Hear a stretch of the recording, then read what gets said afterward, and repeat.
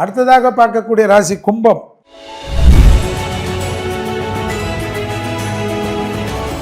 நரசிம்மரை பிடித்துக் கொள்வதும் உக்கர தெய்வமான காளி, வாராகி, பிரித்திங்கரா, சூலினி போன்ற தெய்வத்தை உக்கர தெய்வ வழிபாடு வைத்துக் கொள்வதும், வயிறு சம்பந்தப்பட்ட உபத்திரமும், தோள்கள் ஜாயிண்ட் பெயின்ஸ், தோல் முதுகில் கவனமாக இருப்பதும் கும்பத்துக்கு முக்கியம்.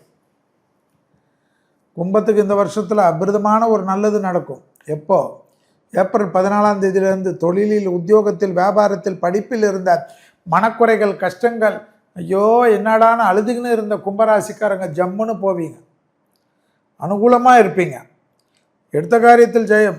7.5 சனியில் பாத சனி இருக்கிறனால முட்டி வலி, பாதம், ஜாயிண்ட் பெயின்ஸு, நகத்தை நோண்டுறது, நகத்திலே உள்ளே போய் நோண்டுறது, நகம் வெட்டுறவங்களாம் கேர்ஃபுல்லாக பார்த்துக்குங்க. நல்லா சுகமாக இருக்குதுன்னு போய் செப்டிக் ஆகிட போகுது. சுகர் இருக்கக்கூடிய கும்பராசிக்காரர்கள் கால் பாதத்தில் நகங்களில் அதீத கவனமாக இருக்கும். கும்பராசிக்காரர்களுக்கு கண்டிப்பாக பழைய கடன்கள் பைசலாகும். கழிவு பாதையில் உபத்திரங்களில் அதிகமாக பார்த்து கொள்ளக்கூடிய ராசிகளில் கும்பம் வரும். கீழ் முதுகு தண்டுடன் கழுத்து பகுதிகளுக்கு உடற்பயிற்சி, ஸ்ட்ரெச்சிங் எல்லாம் செய்து தீர வேண்டும். பழைய கடன்களை பைசல் செய்வதற்குண்டான உங்கள் முயற்சி வெற்றி ஏற்படும்.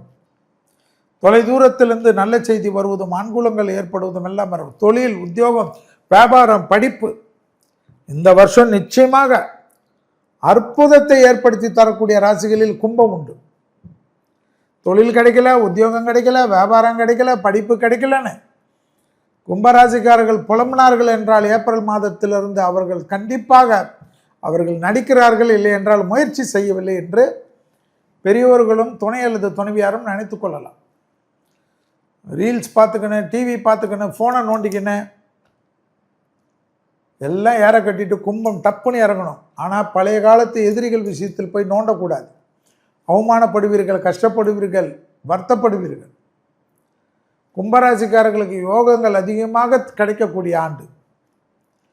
ஜென்மத்தில் ராகு, 7ஆம் இடத்தில் கேது இருக்கக்கூடிய ஆண்டு இந்த வருடம் முழுவதும். அதனால் கோளாறு பதிகத்தை கேட்க கேட்க கேட்க கேட்க கும்பராசிக்காரர்களுக்கு நல்லது நடக்கும். ஜென்மத்தில் ராகு மன அழுத்தத்தை கண்டிப்பாக ஏற்படுத்துவார் கும்பராசிக்காரர்களுக்கு. அதனால் மன அழுத்தமே வரக்கூடாது. அப்படியே யோசிச்சுங்க, மாட்டிக்கும். சைக்காட்ரிஸ்ட் டாக்டர் தான் பார்க்கணும், கண்டுக்கக்கூடாது. செல்வி சொன்னார், ஜென்மத்தில் ராகு, நரசிம்மர் கவசம், துர்க்கை கவசம், டக்குன்னு கேட்டுட்டு அப்படியே லைஃப்பை மாற்றிட்டு ஓடிடும்.